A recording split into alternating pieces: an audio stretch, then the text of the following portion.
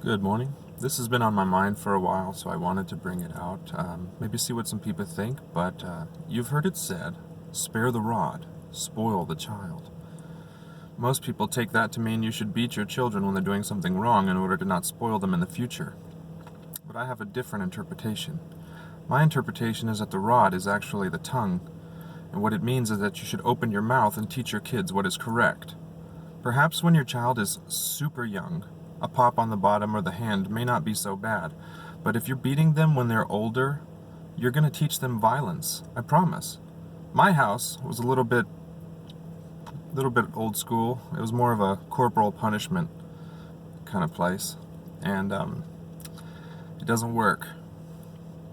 Beating your kids just makes them violent. So if you want to spare the rod and spoil the child, what that means is you're not teaching your child right from wrong. When they do something wrong, you need to open your mouth, show them love, and tell them what they're doing wrong and why it's wrong.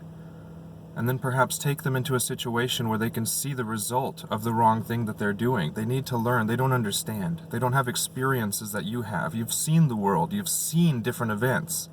They've only seen the inside of their bedrooms and the inside of their home and their grandma's house. They haven't seen the world. You owe it to them. Open your mouth and don't spare the rod. Teach them what's going on. Because when corporal punishment is God, you worship the wrong person. So, make sure you talk to your children.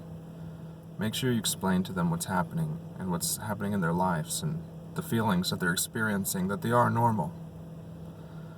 It's just that the only reason people want to beat their children is because they're smaller than them. If your child was born bigger than you can be sure you'd never hit them.